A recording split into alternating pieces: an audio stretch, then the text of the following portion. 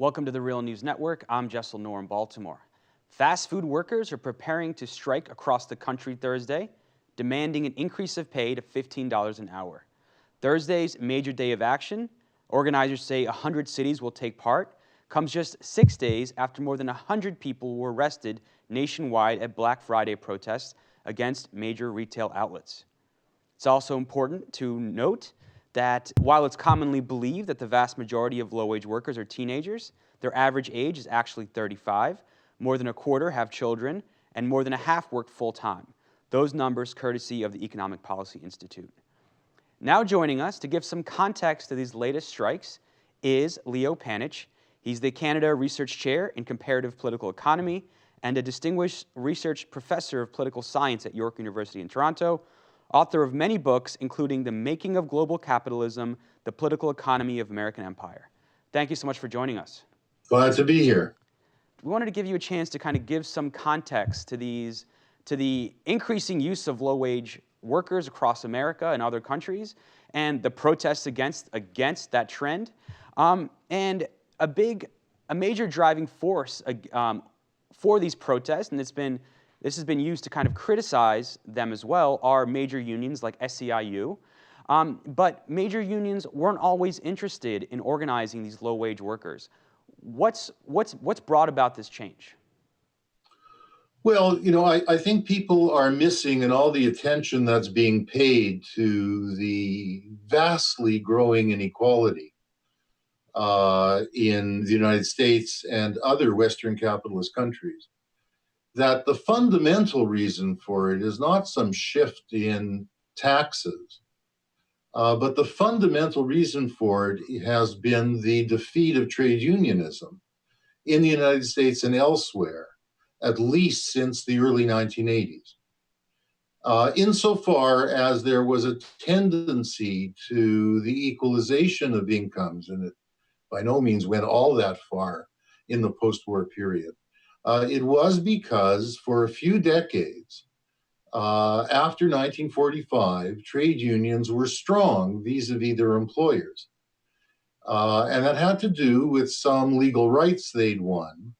It also had to do with the wage militancy of those unions and their ability to coerce corporations to pay workers higher wages, better benefits, give them more secure employment. And the reason that CEOs didn't pay themselves the astronomical amounts they pay themselves today was precisely because of the bad example it set in terms of the next collective bargaining round. Now, what has happened everywhere, although especially in the United States, is that unions have been defeated. That was a concerted effort on the part of employers through the 1970s and 1980s. It was aided by the Federal Reserve's very high interest rate policy, which purposely drove up unemployment.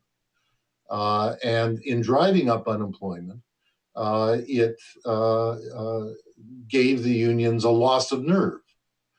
And it was added to by the such actions by the Reagan administration as the ending of the PATCO strike, the strike of the air traffic controllers, and the imprisonment of their members.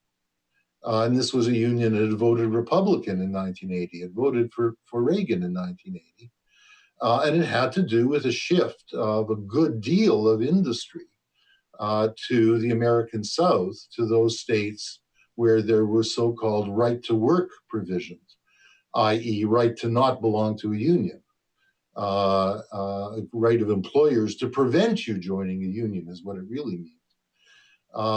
And then it had to do with the fact that so much of the enormous growth in retail services in the United States and elsewhere, but especially in the United States, has taken place in jurisdictions where it is difficult to unionize, especially again in the American South.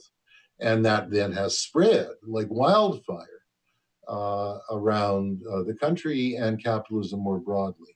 That's the fundamental reason for the growth in inequality. The tax system only tinkers with the incomes we get in the labor market.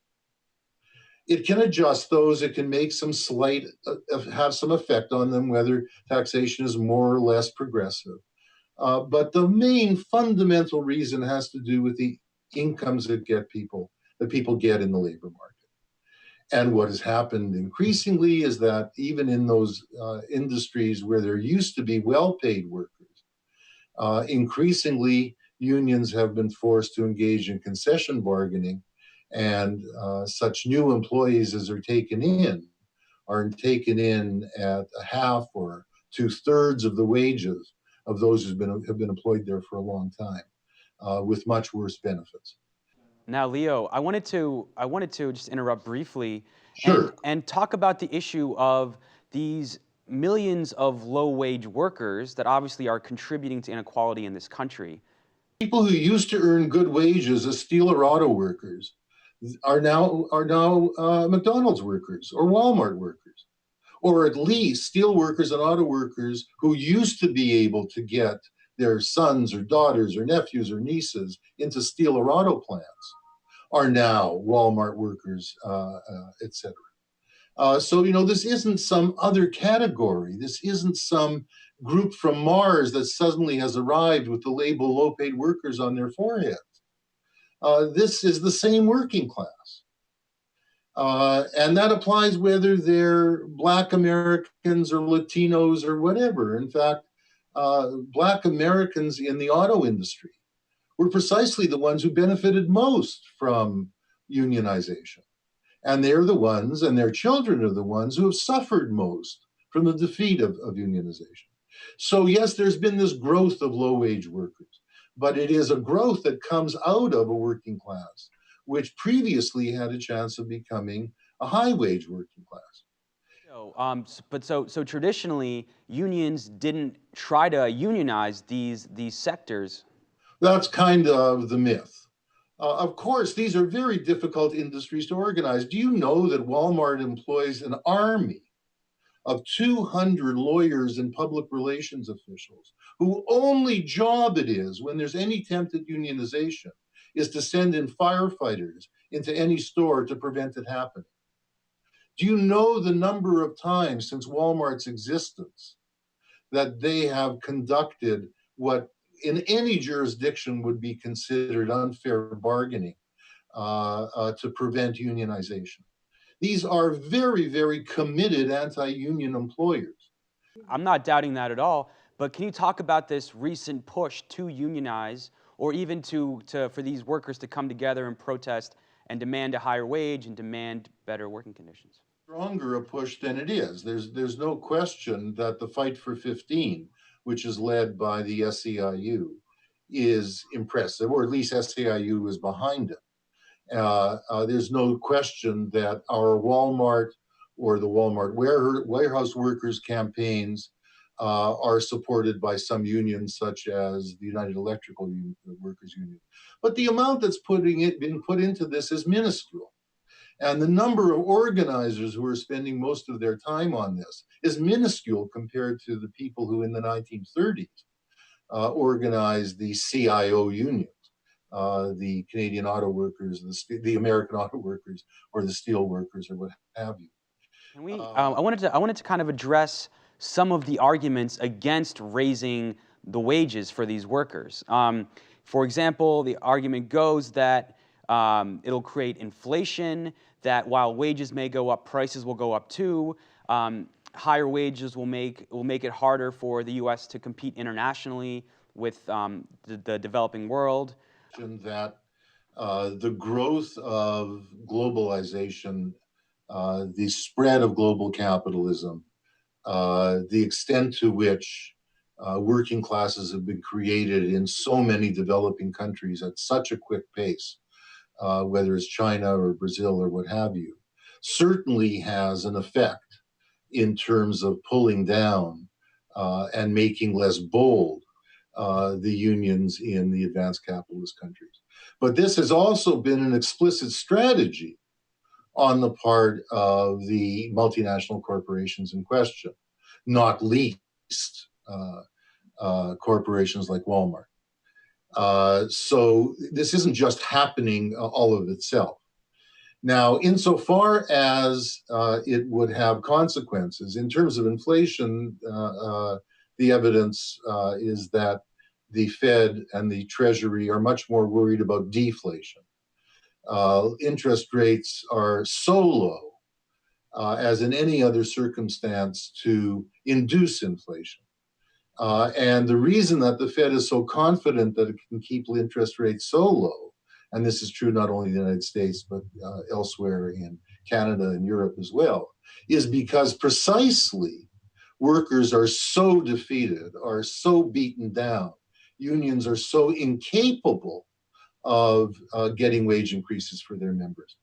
Were they able to do so, and it were to produce some inflationary pressures, that would be a bloody good thing. In fact, the Fed is very worried that despite its very low interest rates, inflation is not getting anywhere near its target of 2% a year, which is considered healthy. And the reason it isn't is because there isn't the consumer demand for capitalists to invest despite very low interest rates. And the reason there isn't consumer demand is that people don't have enough income to buy the stuff, especially after the financial crash. We're going to continue this just in a moment, and we're going to post this, both parts, at therealnews.com. We're going to talk about what the labor movement can do, what the working class can do to address these problems in just a moment. Thank you so much for joining us for part one, Leo. Happy to be here. You can follow us on Twitter at The Real News, tweet me questions and story ideas at Jessel Noor. Thank you so much for joining us.